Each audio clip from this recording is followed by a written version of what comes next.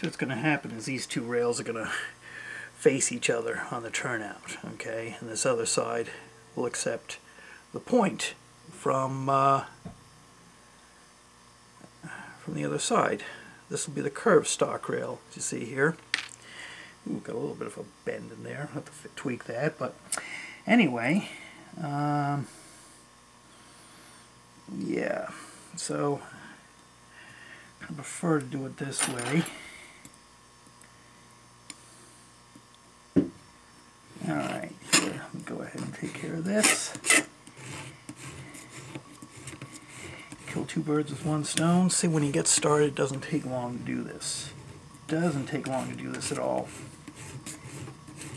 Just gently file. You don't need to use a lot of pressure. Okay? Alright, let's go ahead. File a little bit more there. And now here, now we're starting to touch the rail head, the top of the rail head.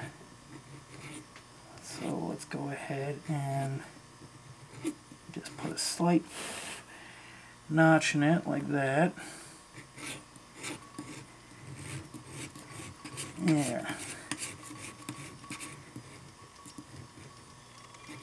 There we go.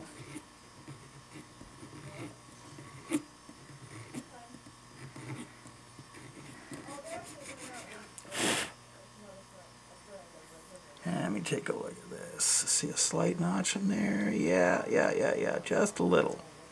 Let me smooth that out a little more.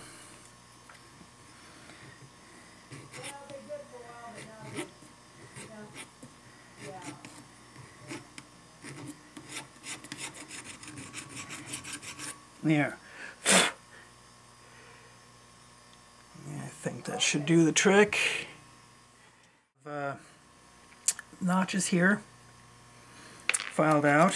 I usually take a piece of the 400 grit wet sanding paper and just go over it. Just smooth out. It doesn't have to be perfectly polished, but just smooth out some of the rough edges. Just like that. Okay, let me do the other one. Okay, we're over on this end here. Let me do that too. Just wrap it around the file here. And just give it a going over. Just like that. Yeah. Okay, well, now just give it a going over.